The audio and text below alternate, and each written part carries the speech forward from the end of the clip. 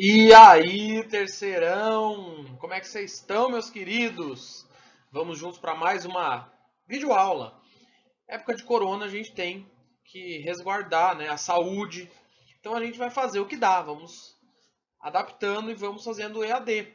Acho que está bem legal, acho que vocês estão conseguindo compreender as aulas. Vários alunos tirando algumas dúvidas, isso é importante. Outros não estão vindo tirar dúvidas, é importante para vocês. Vocês estão no ano final, reta final inclusive, né? Então gostaria que vocês analisassem os vídeos e tirassem dúvidas.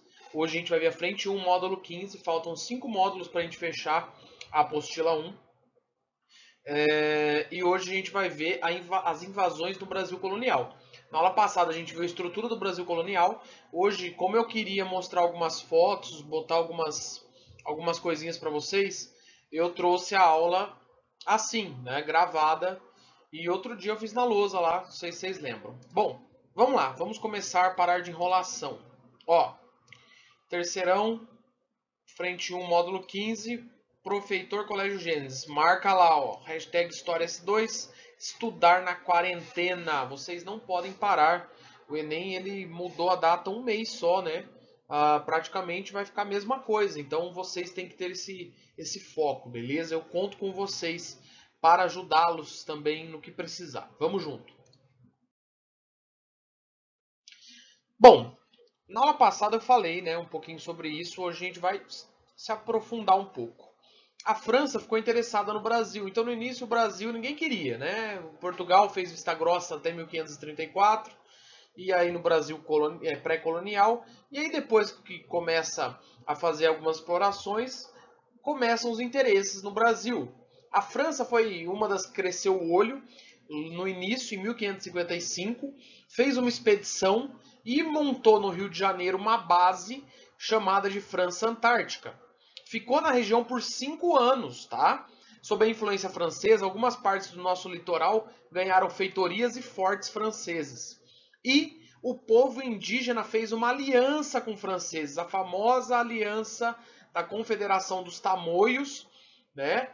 É uma aliança entre os povos indígenas do litoral, os tupinambás, tupiniquins, goitacás e outros, que possuíam um objetivo: destruir os colonizadores portugueses. Então, os franceses foram muito inteligentes. Eles falaram: ó, esse povo está sendo explorado pelos portugueses. Vamos nos aliar a eles e vamos tomar uma parte do Brasil. Foram 5 anos de conflitos intensos entre os portugueses e a Confederação dos Tamoios. No ano de 1567, os portugueses derrotaram de fato e extinguiram a Confederação e expulsaram os franceses, que voltariam mais uma vez. Bom, ao contrário do que muitos pensavam, os franceses não desistiram. Eles foram expulsos do Rio de Janeiro, do litoral do Rio, e foram lá para São Luís, onde hoje é a capital do Maranhão, e fundaram lá a França Equinocial. Então, no Rio de Janeiro, França Antártica, em São Luís do Maranhão, França Equinocial. Isso foi em 1612, ó, vários anos depois. Outra vez, a França estava tentando desenvolver uma civilização no Brasil colonial. Lembrando que a maioria houve outros ataques franceses de corsários, né, como eu já havia dito, e a metrópole portuguesa, né, Portugal, rapidamente, para não perder esse território, enviou militares para defender o Maranhão. A expedição atacou franceses por terra e mar, e no ano de 1615 os franceses foram derrotados e saíram do Maranhão, se deslocando para a região das Guianas, onde fundaram uma colônia, a famosa Guiana Francesa, tá? Tranquilo? Então, ó, quando eles vão para as Guianas, quando eles são expulsos daqui, vai embora, franceses, nós não os queremos. Bom, agora vamos contar causos. O que acontece nesse momento da história, pessoal? Portugal estava de boa, tudo indo bem, e de repente, a gente já viu isso ano passado, né? Quem não estava na escola com a gente vai ver agora. Acontece isso aqui, ó, essa União Ibérica. Nossa, torto essa seta. O que foi isso? Península Ibérica, Portugal e Espanha. Então, União Ibérica é o momento que Portugal e Espanha vão se unir. Por qual motivo? A gente vai ver agora. Bom, em 1578 houve uma batalha contra os mouros ali no norte da África e o rei português Dom Sebastião desapareceu. Foi até tema de escola de samba isso esse ano. Esse evento trouxe uma das crises sucessórias no trono português. Por quê? o jovem rei não teve filhos. E aí, quem era o parente mais próximo? O cardeal Dom Henrique, que era tio-vô dele com 66 anos. Pessoal, nessa época, ter 66 anos era assim, você espirrou um pouquinho com o braço para cima, já era. Deus já puxava, né? Então, quando o Dom Henrique, que era tio-vô dele, do Dom Sebastião, assumiu Portugal, todo mundo sabia que não ia durar muito. E o cara era cardeal, ou seja, ele não tinha filhos. O que aconteceu? 2 anos depois, ele morreu, tá?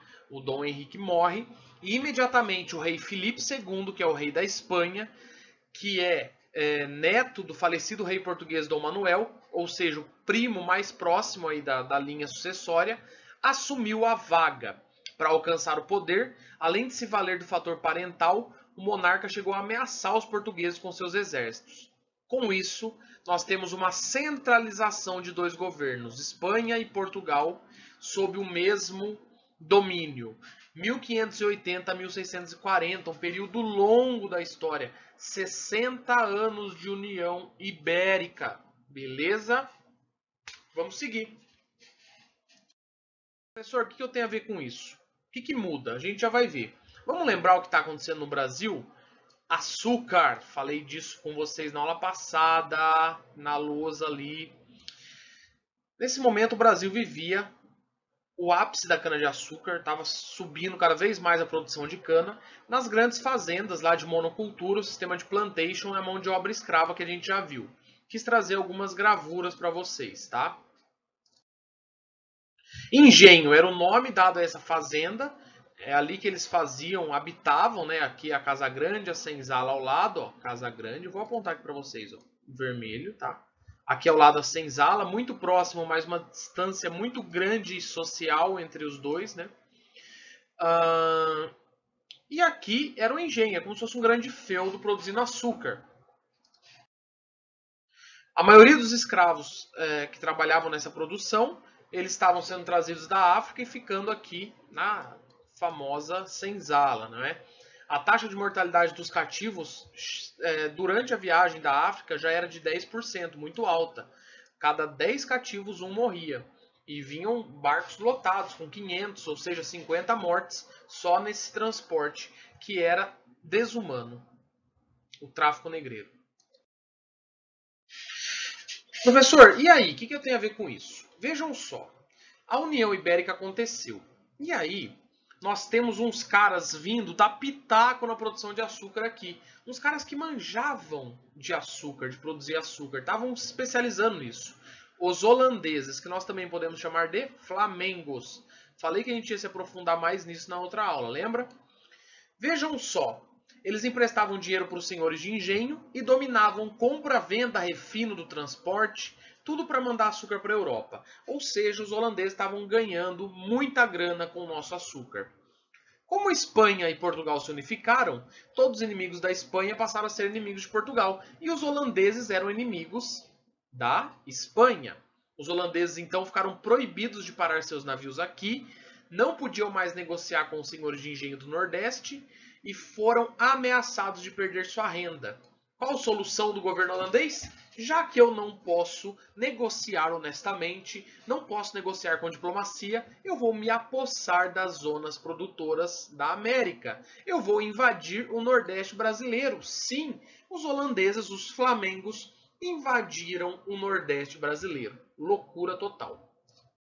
Em 1624, chegaram as primeiras esquadras flamengas, bombardearam a cidade de Salvador. A população pegou em armas e impediu uma invasão a Salvador. Em 1625, os holandeses foram expulsos da cidade, mas não desistiram. 5 anos se preparando para uma invasão ainda maior na capitania de Pernambuco. Isso é um cartógrafo holandês que fez esse mapa, mostrando a invasão holandesa, os navios chegando na região onde é Recife, né? Recife aqui, ó, tá vendo? E aqui Olinda, aqui ó, Vila de Olinda. Muito legal esse mapa. Ou seja, as principais cidades que eram Olinda e Recife foram ocupadas. A resistência contra os holandeses foi expulsa e os holandeses se estabeleceram na região. Como não conseguiram acesso aos engenhos, eles propuseram acordos aos senhores de engenho e começaram a incentivar a produção, emprestar dinheiro e começaram a comprar engenhos abandonados. Dessa forma, os holandeses expandiram seus domínios na região. Veja onde fica a zona de influência holandesa, bem grande aqui, ó. Chega a chegar é ótimo, chega a pegar o Maranhão, estão vendo? Ó. Rapaz do céu, quase que nós perdemos o Brasil para os holandeses. O governo de Nassau. Eis que eles mandam um cara que é cabeça para administrar essa região. A Companhia das Índias Ocidentais enviou o governador para comandar a área e esse cara chamava-se João Maurício de Nassau. Esse cara era brabo. Ele organizou no Nordeste a Nova Holanda, iniciou um processo administrativo moderno, recuperou a economia pós-guerra, porque eles tinham entrado em conflito, emprestou dinheiro aos senhores de engenho para que eles recuperassem a lavoura, fiscalizou o fornecimento de mão de obra escrava, estabeleceu leis. É claro que ele era escravocrata também, né? Não era bonzinho não, viu? Só foi um cara engenhoso na administração. Garantiu liberdade religiosa de judeus e católicos e estabeleceu igualdade de direitos a holandeses e portugueses. Então veja que todo o Nordeste está sendo voltado para esse domínio holandês e o Maurício de Nassau está conseguindo conciliar e administrar isso muito bem. Beleza? Eis que a cidade de Recife foi modificada, foi reestruturada, construíram canais, pontes, palácios, museus. Recife cresceu. A paisagem nordestina mudou através da administração de Nassau. Bom, eis que, agora sim de fato, eis que, em 1640 vai acabar a União Ibérica. Ó. Então acabou a União Ibérica. Portugal volta a ser Portugal, separado da Espanha. E Portugal fez um acordo com os holandeses, que agora eram inimigos antes, né? Mas agora vamos restaurar, vamos fazer a paz. E retornar nossas relações comerciais. Foi feito o primeiro Tratado de Haia. Esse é o primeiro, tá, pessoal? Não confundam com o outro. Primeiro Tratado de Haia. Em 1641, estabeleceu que por 10 anos Portugal e Holanda eram amiguinhos. Portugal, amiguinho da Holanda. Estão vendo que eu desenhei um coração, um Portugal e um Holanda, beleza? Na ocasião, Portugal falou: reconheço o Nordeste de vocês, fiquem lá, não tem o que eu fazer. Reconheceu o domínio nordestino. Aqui uma gravura representando a atividade econômica em Pernambuco na época da ocupação holandesa. Pernambuco. Contudo, pessoal, começa uma crise na produção do café, tô louco, na produção do açúcar, e os senhores estavam endividados. O que aconteceu na verdade? O Maurício de Nassau, ele gostava de fazer meio de campo, ele era amigo de todo mundo. Então ele não cobrava o dinheiro que ele foi emprestando. E a Companhia das Índias Ocidentais falou: e esse dinheiro? Quando esse dinheiro vem? Eis que essa pressão vai fazer o Nassau ceder. O Nassau acaba indo embora. Ele fala: não quero mais esse governo. Só que os senhores gostavam do Nassau. E aí começa a pressão para os senhores pagarem impostos e eles começam a cobrar as dívidas. Quando o Nassau é expulso, piora o conflito, os proprietários se uniram e começaram o movimento, a famosa insurreição pernambucana, que era contra os holandeses, ou seja, são os fazendeiros, senhores de engenho, contra os holandeses. Entre 1645 e 1649, ocorreram batalhas entre os senhores locais e os flamengos, até que os flamengos foram expulsos e Portugal recuperou posse do território. Só que lembra que teve um tratado de paz que de 1641 a 1651 eles eram amiguinhos? Como que os senhores atacam, no meio do tratado, em 1645, eles atacam os holandeses? Portugal vai se fazer de tonto, vai falar: olha, não sei de nada, eu já pedi para eles pararem de atacar vocês, tá? Mas não vai adiantar, a gente já vai ver isso.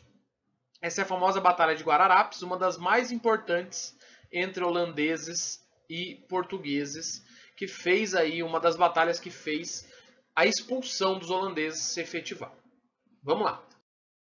Em 1661 foi assinado um outro tratado de paz. Por quê? Porque quebraram o tratado, os holandeses foram expulsos no final das contas, a Batalha dos Guararapes foi uma das batalhas finais, foram expulsos os holandeses. Só que aí, e agora? A gente tinha um tratado de paz e Portugal quebrou. Mesmo Portugal se fazendo de sonso e falando, olha, eu mandei os senhores de engenho parar de atacar. Quando chegou no final, que Portugal viu que os senhores iam ganhar, ele entrou com tudo para expulsar mesmo os holandeses. Falou, vaza holandeses. E aí tivemos um outro tratado de paz em Haia. Haia é uma cidade holandesa. E nesse tratado de paz ficou determinado que o Brasil holandês não existiria mais. Porém, Portugal tinha que pagar uma indenização de 8 milhões de florins, que na época equivalia a 63 mil quilos de ouro. Era muita grana. Essa indenização foi paga em parcelas que duraram 4 décadas, 40 anos de dívida. Devido à demora e às ameaças da República Holandesa a Lisboa e a região Nordeste, Portugal, para dar um cala-boca, também teve que ceder regiões. Cedeu o Ceilão, atual Sri Lanka, e as Ilhas Molucas, na Indonésia, além de alguns privilégios, como o comércio açucareiro para a República Holandesa. Nesse momento, o triunfo alcançado pelo açúcar já não era mais o mesmo, e quando os holandeses foram expulsos, eles falaram, beleza, nós vamos ser expulsos, beleza, só que a gente vai lá para Antilha e vai plantar cana nas Antilhas, e vocês vão ficar lascados, sem dinheiro, e nós vamos plantar cana e fazer mais barato do que vocês. Nesse contexto, Portugal não conseguiu fazer frente ao preço e à qualidade competitiva do açúcar das Antilhas. Os holandeses se deram bem, seguiram com açúcar, mas a produção açucareira portuguesa afundou. Deu ruim. Próximos episódios continua. A gente vai ver o que aconteceu com o Brasil. Saudades, senhores. Ó, coraçãozinho para vocês. Um Hzinho de Heitor. Até a próxima.